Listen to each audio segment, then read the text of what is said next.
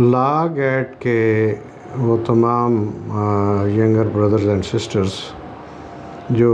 حالیہ لا گیٹ کے ایگزام جو 30 مئی 2021 کو منعقد ہوا اور بعد پاکستان بار کونسل کے فیصلے کے نتیجے میں اس کنسیشن سے فائدہ اٹھا کر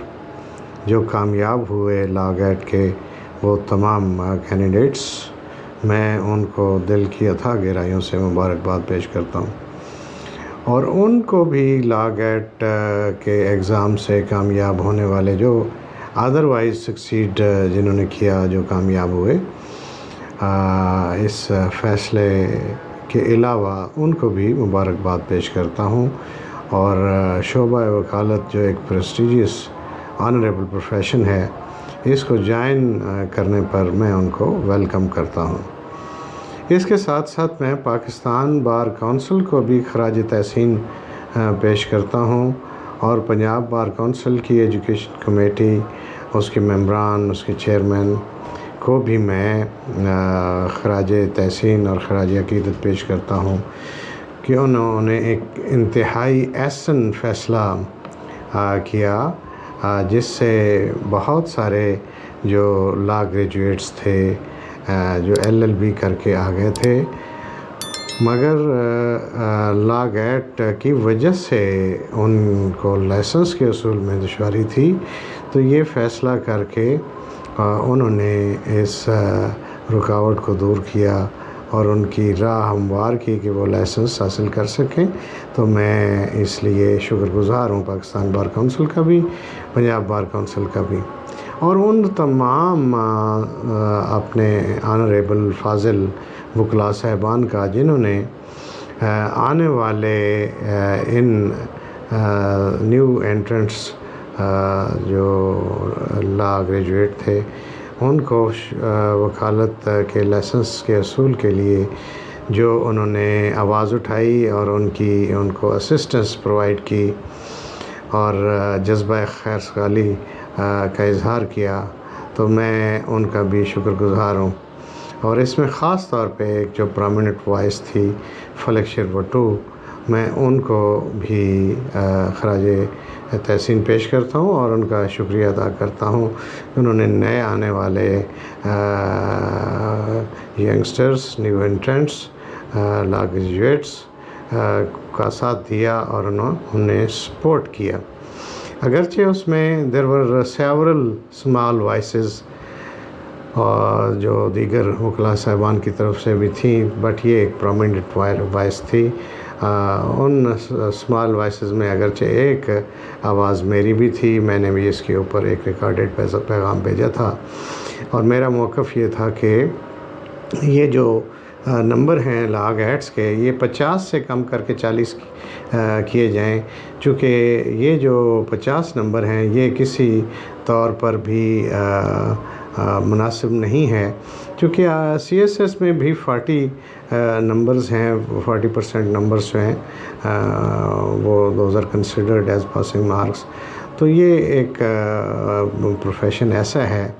جس میں نہ تو آپ کوئی گورنمنٹ کی ویکنسی دے رہے ہیں، نہ کوئی اس کے عوض کوئی گورنمنٹ کے خزانے سے کوئی تنخواہ جاری کر رہے ہیں، نہ کوئی فیسلٹیز دے رہے ہیں، تو اس میں اتنی کٹھن شرائط کے بعد جو ہے، یعنی لیٹ کرنے کے بعد پہلے 3 سال کا LLB یا 5 سال کا LLB،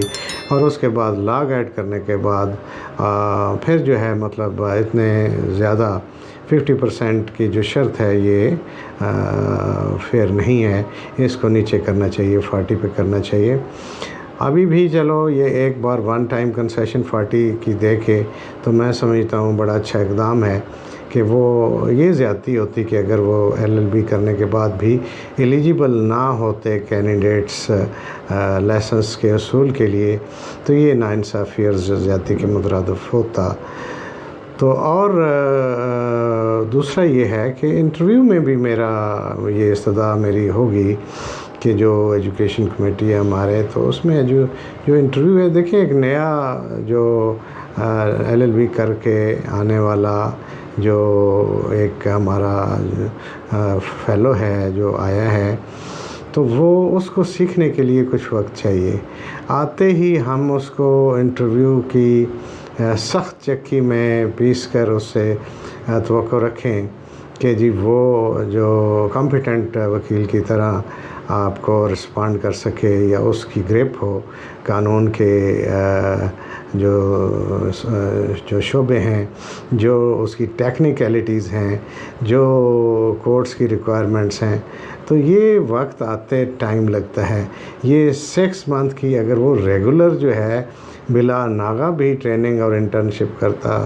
رہا ہو تو یہ ممکن نہیں ہے. یہ سٹیج آنے میں تھوڑا وقت لگتا ہے. وہ تو جو نیا ہے، جس نے ابھی صرف وہ جونیئر شپ کی ہے،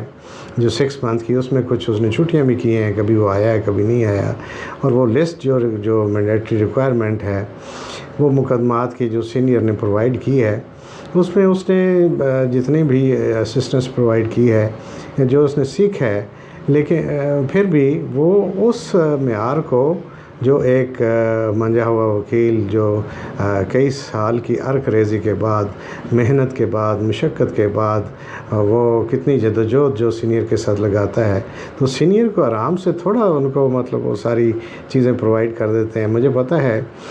کہ کس طرح کر کے آپ کو جو ٹیمپلیٹس ہوتے ہیں، یا جو ماڈل اور سیمپلز ہوتے ہیں پٹیشنز کے یا کیسز کے، وہ لینے کے لیے آپ کو کتنے پاپڑ بیلنے پڑتے ہیں، کس طرح آپ اس کو حاصل کرتے ہیں. اور وہ ڈرافٹنگ کے لیے یا وہ سیکھنے کے لیے جو کہاں پر آپ نے 12(2) کی اپلیکیشن دینی ہے، کہاں 711 آپ نے موو کرنی ہے، اور کس طرح کر کے ریٹن اسٹیٹمنٹ آپ نے تیار کرنی ہے، اور کس طرح کر کے آپ نے ایویڈنس جو ہے وہ ریکارڈ کروانی ہے. اور یہ مطلب وہ چیزیں ہیں and so on and so for, کہ وہ کتنے مراحل ہیں ان کو سیکھنے میں، ان کے اوپر عبور حاصل کرنے میں. کورٹ میں جب پیش ہوتے ہیں تو کیا حالات ہوتے ہیں. اور یہ کوئی نئی بات نہیں ہے کہ عدالت میں جب پیش ہوتے ہیں، لوئر کورٹس میں تو چلے معاملات چل جاتے ہیں، لیکن ہائی کورٹ میں تو بڑا پریشر ہوتا ہے. آپ کے پیچھے بڑے سینئر وکلاء صاحبان بیٹھے ہوتے ہیں، تو آپ کا جو کانفیڈنس لیول ہے وہ موسٹ آف دا ٹائم جو ہے وہ شیک ہو جاتا ہے.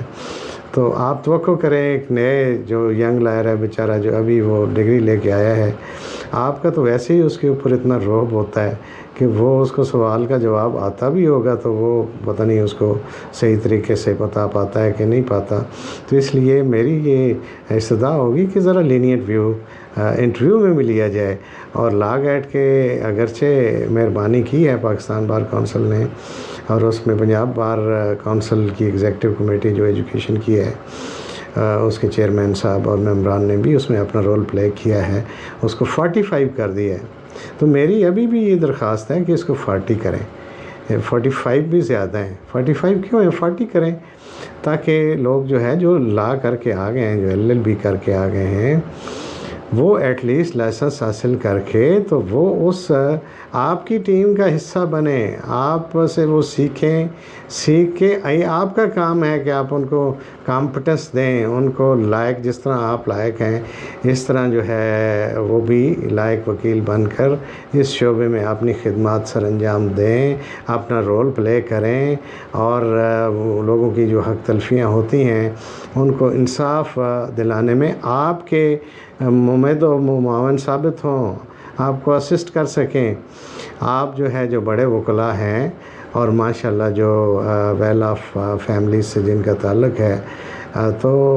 ان کو تو یہ اسسٹ کریں گے. آپ لوگوں کو خوش ہونا چاہیے اور ان کی مدد کرنی چاہیے، بجائے اس کے کہ ان کے آگے رکاوٹیں کھڑی کی جائیں.